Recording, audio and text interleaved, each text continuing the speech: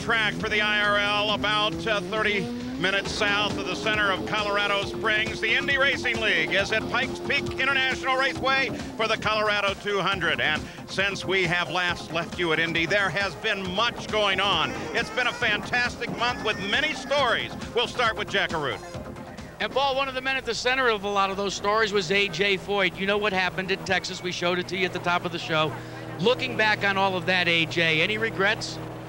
Well, not really. You know, sorry, it just showed the bad side of me. It showed the party didn't show the whole thing. The people didn't see the whole thing. They just saw the last part of it. That's the only thing I regret. I wish it would have been from the word go when everything happened, but it didn't. It just showed the last part. And well, let's talk about the good parts, though. Defending champion in the car owner points, defending co-champion in the driver points. But atop the IRL point standings this year is a different kind of driver, A.J. Foyt. Davey Hamilton drives for your power team outfit. What kind of a guy is Davey? Well, Davey's a great guy. You know, he's very consistent. He's conservative, and it comes right down to winning. You know, Davey will get it up and win.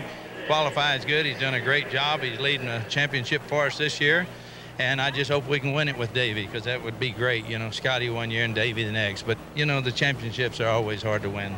Now, back on May 7th at the Indianapolis Motor Speedway, you lost one of your drivers in a horrific crash coming out of turn number 4. Scott Sharp, now calling California home out of Norwalk, Connecticut, but he makes his return to the Conseco cockpit today. Scott Sharp put your car on the pole. Can he win? Yes, he can win. He's showed that he's a winner last year. You know, he's a great guy. I'm so happy for Scotty and, you know, our sponsor, Conseco, because, you know, we got a lot of bad press out of the Texas deal, but Billy Boat's such a great friend of ours, and, you know, we're hoping to work something with him next year, too. And so I got a great bunch of young race drivers, a great young bunch of crew, and I'm just so proud of all of them. And a great leader at A.J. Foyt. Let's check in with Jan Pikes. Well, Jack, the man that everyone has been chasing so far, of course, is Ari Luyendyk, having won the last 2 races. But, you know, this weekend has not actually gone that well for Ari Luyendyk and company. On Friday, he comes off of turn number 4, loses control of the car, slaps the wall with the left-hand side, and although the car is now repaired and sitting in 8th spot, neither Ari Luyendyk nor the crew really knows exactly what happened in the accident. Now, of course, that can be disconcerting for a driver. Now, that's not the only problem that Ari Luyendyk had. As he rolls out for qualifying, when he goes from 3rd to 4th gear, he unfortunately went from 3rd to 2nd, over-revved the engine and damaged it. Now, Ari, you were able to complete your qualifying run, but it's put you back here in 8th. Then they had to change that engine. You missed final qualifying or final practice. Is that a problem? Well, it could be a problem, but Scott Goodyear, of course, my teammate, did run, so we learned from that, and we fixed the gear lever, which gave us problems shifting, and we put a new engine in, so I think we'll be okay. I think today is a matter of keeping the tires alive for the distance under these conditions with the heat, and also the bank track, because we're spending so much time in the turns. All right, thank you, Ari. And those G-forces in the turns, about 4 Gs. Let's go back to Jack. Jan, since the inception of the Indy Racing League, this man, Tony Stewart, has been atop many of the records in the record book. But consider this fact, the one record that he still looks for is his first career victory. All of the leadership that you've got, Tony Stewart, with Team Menard, and we're going to talk to you and have you answer through your radio, how big a gorilla is on the back of this team in so much as you haven't been in victory lane yet? Been pretty bad, really. We haven't had much luck with this. We've been really fast, but you know, we've got to get that little bit at the end of the race. We've got to keep the motors together and got to keep the good luck going to where we can finish at the end. Looking for some good luck, Larry Curry, the team manager, Bill Martin, the crew chief of this team, they brought not only their regular team, but many of the people that were with Robbie Buell. Buell will not start in this race. He crashed during a testing session, so now they're all focusing on one goal, and that's to put you in victory lane. Yeah, you know, this is kind of our all-star pit crew. These guys have all worked really hard, and this is the best we've got. You know, we've got really good guys, but you know, we put the best that we could together for an effort to try to win this race for John Menard. Paul? All right, so the question is, can Tony Stewart finally score that victory? That's Pikes Peak up behind us there, where next week they run the famous hill climb. It's Bobby Unser's kingdom back there. You know, Tom Sneva, despite the fact that Ari Luyendyk has won the last 2 races, it has not been easy. Well, Ari's been getting beat up both on and off the racetrack the last couple of races. At Indianapolis, he was forced to mow the grass down the back straightaway to try to get to victory lane. At Texas, he had to fight his way both in and out of victory circle. So that Texas race, coupled with last night's fight, made me a believer that we actually could see a Holyfield-Tyson bout as an undercard event for a future IndyCar race. This track here is one that the drivers love. It's got a lot of grip. Well, it's got a lot of grip, but it's very, very smooth. And one of the big challenges when you come to a new racetrack like Pikes Peak here is the challenge for the driver to get the chassis set up so he can use a lot of throttle in the corner and relax that braking foot. Here we got long corners and very, very short straightaways, and handling's going to be a premium. The guy that can get the balance is going to be key. The other key is going to be the traffic. Small mistakes. If you don't anticipate traffic before you get to it, it's going to be big losses in track position. So it's going to be exciting, a lot of fun. The cars are closer than we've ever seen for an IRL event, and I'm looking forward to the start. And there have been some other changes. Now, the IRL is taking the full responsibility for the officiating. More on that. Here's Jack. And I'm with Leo Mel, the executive director of the Indy Racing League. Leo, what's going to be different about the IRL versus its predecessor, USAC? We've streamlined and augmented our timing and scoring system. We've added a new electronic manually input system. We've changed our technical inspection. We've got all new people in race control. We've got new management in race control, but we've got very experienced people. We think we've got a good program for today. And Jan Vikas, they've given the command to start the engines. They have, Jack, and of course the engines, the normally aspirated engines, have come to life. Now in particular, there's a car you want to watch for today. That is car number 33. That is 21-year-old Jimmy Kite making his IRL debut. He has been in the top 4 of every practice session, but a little bit of an understeer or push dropped him to 9th in qualifying. How young is this guy? 21 years old, as we said, but he is only 5'4", 125 pounds. A security guard would not let him on the pit road, even though he said he was a driver. Said, no way could this guy be an IndyCar driver. Jan, as we look at the starting grid, one driver is missing from Albuquerque, New Mexico. Jim Guthrie, the winner of the Phoenix 200, encountered problems while he was practicing for this Pikes Peak, Colorado 200. He crashed hard in turn 4. They removed him by helicopter to a local hospital where he was diagnosed suffering from a fracture in his spine. Now, the word is good that he should be okay in 6 to 8 weeks. We hope maybe to talk to him later today. Paul? Well, let's take a look at the starting field. 22 cars ready on the pole. Scott Sharp, that's his first career pole. Tony Stewart, his 6th straight front row start, and 7th overall, he's outside. Row 2, Scott Goodyear, twice a runner-up at Indy. And Davey Hamilton, it's his best career start for the IRL points leader. In row 3, Roberto Guerrero, his best qualifying effort since March of '96. And Kenny Breck, the 31-year-old freshman from Sweden, in his 4th IRL start. Row 4, Buzz Calkins, the winner of the inaugural IRL event at Walt Disney World. And Ari Luyendyk, a 2-time Indy 500 champion and IRL's only repeat winner. In row 5, there's Jimmy Kite, the 21-year-old midget driver, and Alfonso Giafoni, his first career top 10 qualifying effort. In row 6, Stefan Gregoire. And Buddy Lazier, the winner of the '96 Indy 500. The 7th row, Eddie Cheever, the winner this year at Walt Disney World. And Eliseo Salazar, who has 4 top 10 finishes in 5 IRL starts. Row 8, Billy Boat and Robbie Groff. In the 9th row, Greg Ray and Vincenzo Sospiri. In the 10th row, Johnny Unser and Dr. Jack Miller, the racing dentist. In the 11th row, Mark Dismore, back from a practice crash on Friday, and Marco Greco taking his first ride with the Rick Gallis team. Now, line ahead, 200 laps, 200 miles at this mile-high track. Pit window should start at the 65th lap. And the stories that we're going to be following today, well, there are a number of them. The air and track temperatures, they are climbing as we speak. The altitude a mile high. Can Ari score his 3 in a row? And can Tony win his first race? Let's go to the pits in Jackaroo. If you talk about temperature, consider this. It will affect the choice of tires. Of the 22 cars in the starting grid, only 8, and all on Goodyears, have elected to go with a softer compound. Some teams, though, have a soft tire ready in case this race gets a yellow with about 20 laps to go. They'll stick the gumballs on and go for the victory. Jack, the other part of that story is, of course, altitude. When you drive your car to altitude, it loses power. These cars have lost about 80 horsepower. Hopefully, the positive side, it'll make it more reliable, and they may be able to save some fuel. And, of course, theoretically, that 80 horsepower came away from everybody at exactly the same number.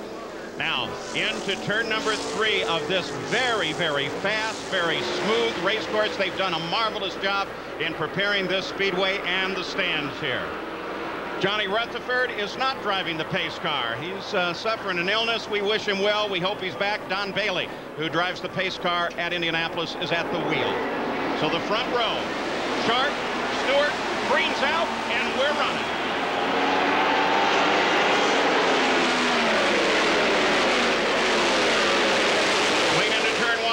Makes it Sharp's in trouble. Sharp gets up against the wall right on the first turn as Stewart rolled past. So off of turn 2, Scott Sharp backs it into the wall. And of course, we are yellow. The thing just jumped sideways early. I mean, with this kind of temperature, it's real surprising that the tires weren't up to temperature. So it's hard to say what caught Scotty out right there. But Tom, that's something that the 3 drivers involved in incident during the practice for this have remarked on. Ari and Mark Dismore and Jim Guthrie, all 3 had spins and contact with the wall. They all said the car just suddenly jumped on them.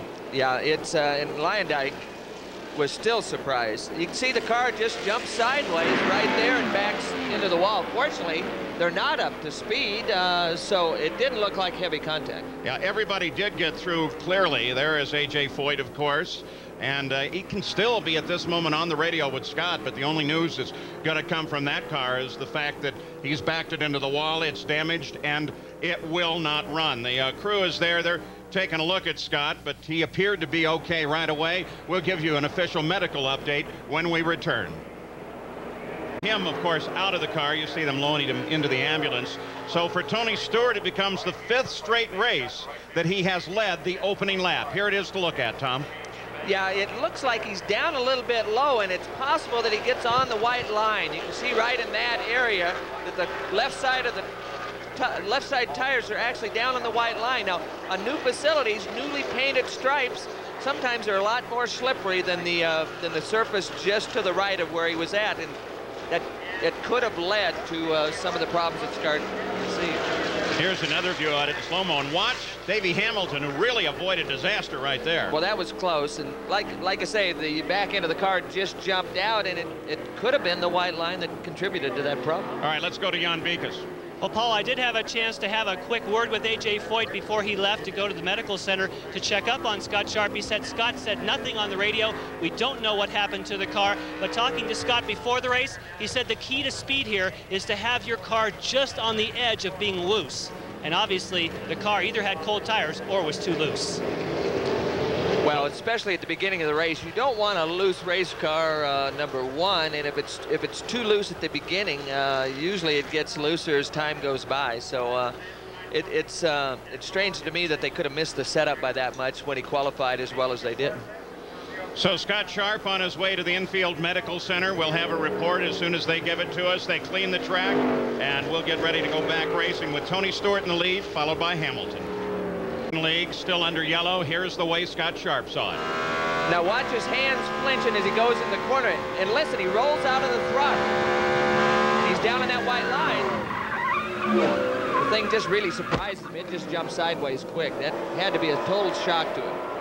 Yeah, but there's a possibility they may be thinking about something special, Jan. Well, that's right, because, of course, his teammate is Davey Hamilton. There's been radio conversations back and forth with Tommy Lomans, and that is Davey has been actually looking at Scott's car, radioing back to this crew, trying to tell them how much he feels that car is damaged. And there's a possibility, of course, if Scott Sharp is okay, that they're going to try and fix that car and get it back out on the racetrack.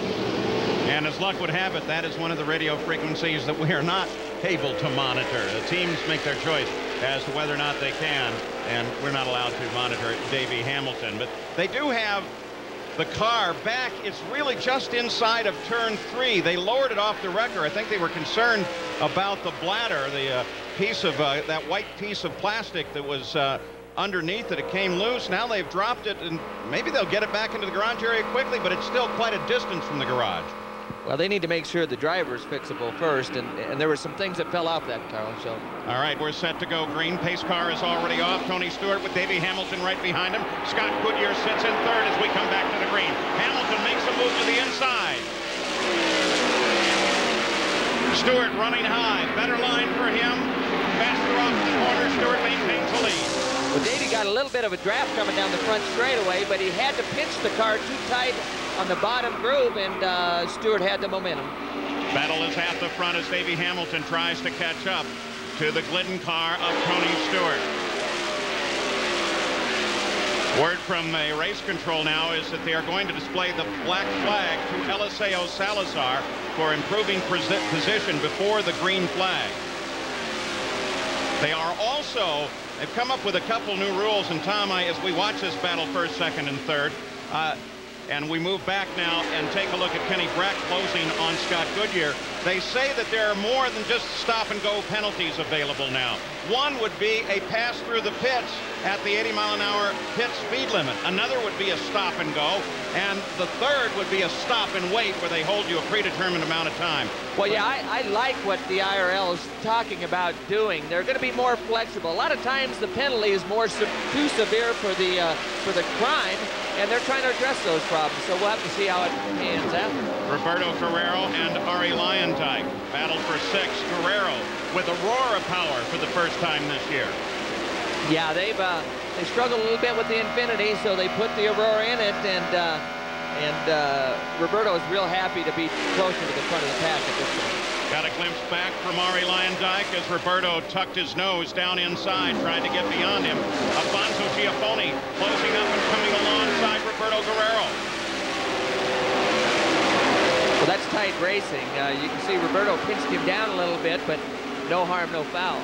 I tell you what, the team is very high on Alfonso Giafoni. They say he is not only a pleasant person, which we already know, but a very, very savvy race driver who can tell you exactly what's going on in that car.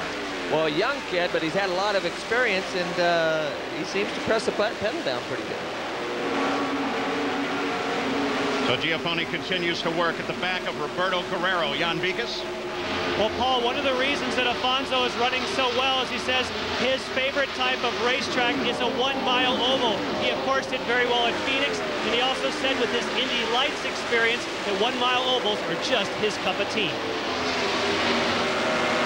But Giafoni trying to work Guerrero at the same time. Right behind Giafoni, there is that new rookie that everybody is so high on, Jimmy Kite.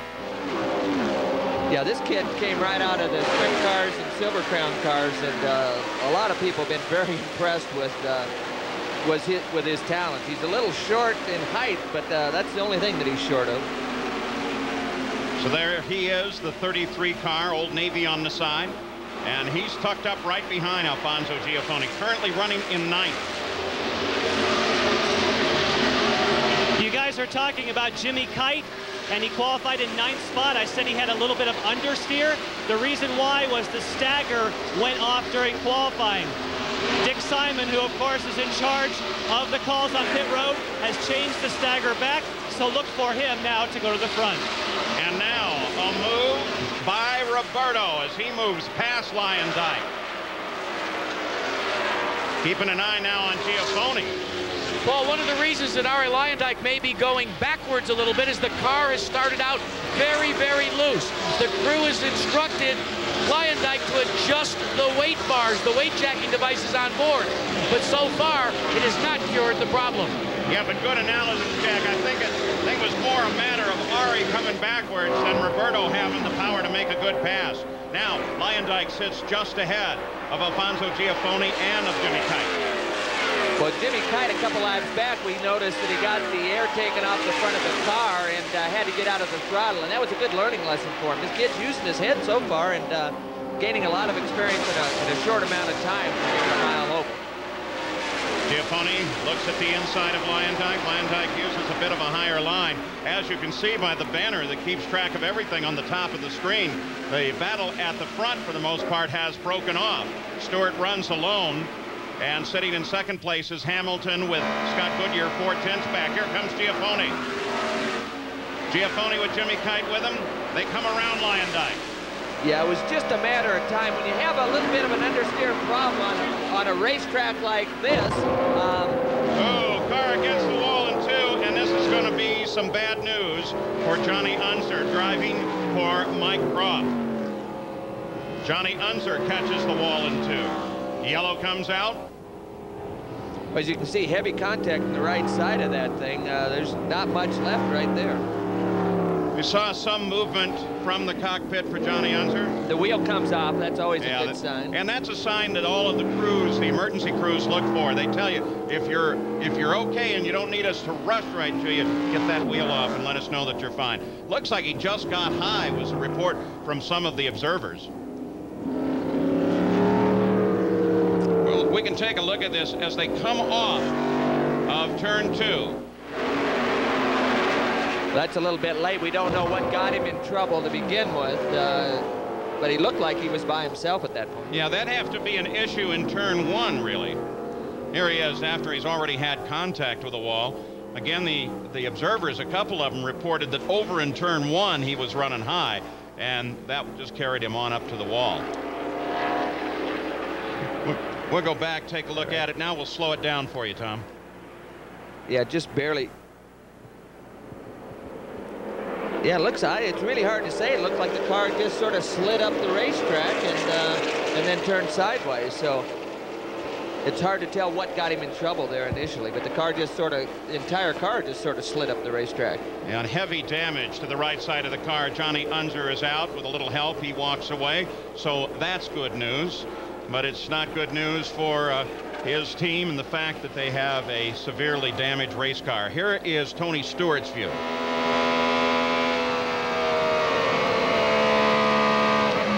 The back end, you saw the back end twitch. The back end jumped out. He tried to catch it, and that was the end of it. But the car actually got loose entering the corner, and that's what started the problem. And that's a great example of what they've been talking about, how fast that happens. On a mile oval. Now watch the back of the car right in that area. It'll actually jump out. It'll jump to the right. He tries to catch it. When he does, it grabs, and it's a tank slapper, and he's into the wall.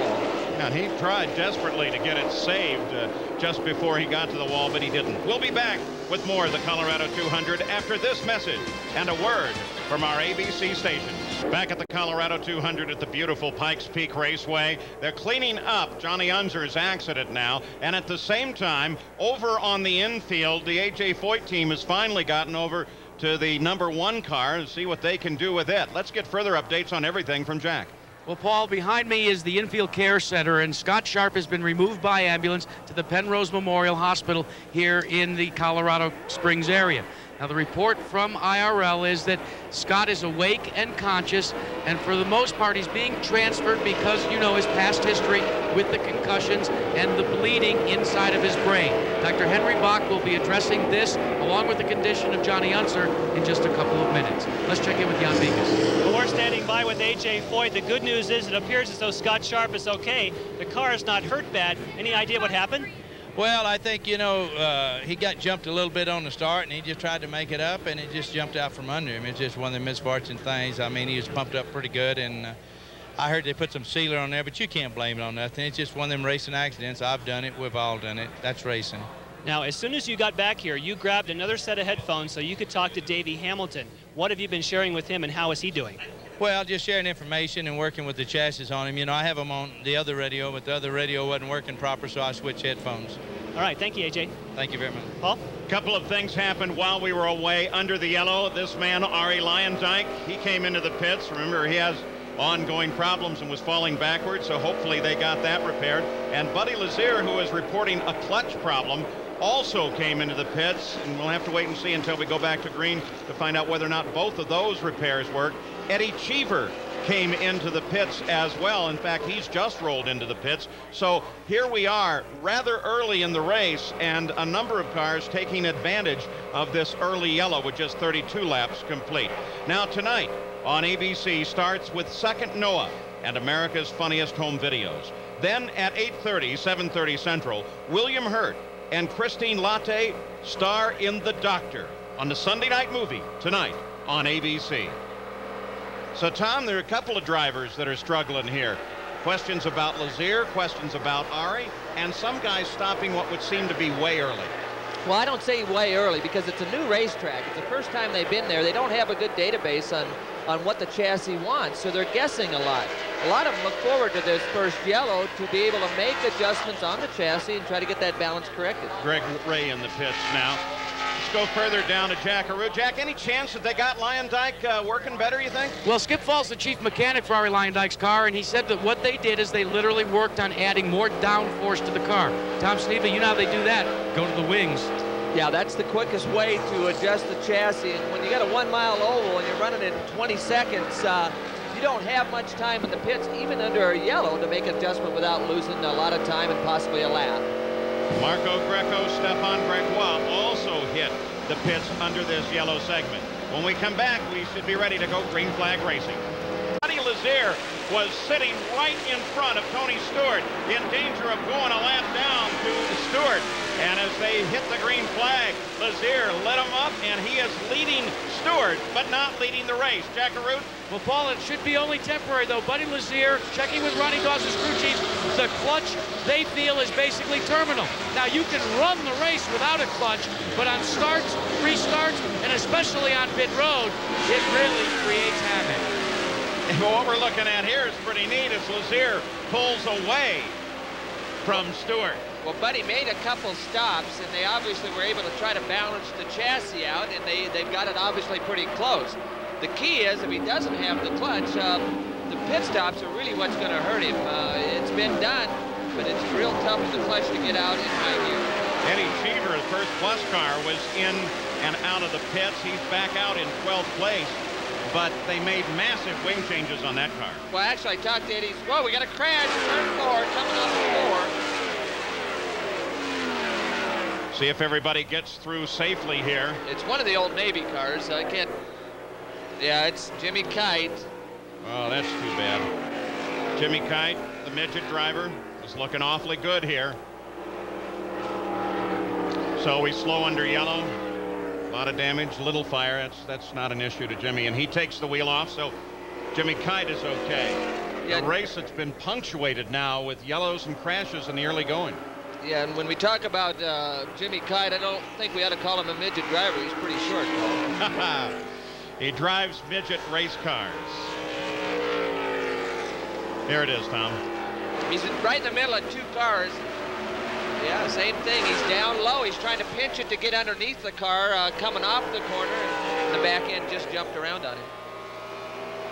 So as they get him out of the car, and that fire, by the way, that's oil tank and whatever fuel might be in the lines. It's not an issue to the driver with it. Well, there's Jimmy right in the middle of these 2 cars. Again, he's down low. He's got a little, his car is actually handling better than the guy in front of him. He's getting a run underneath, but you can see again, he's right down on that white line. He's got to pinch the car a little bit. As he does, you can see the back end jump out, and around it goes.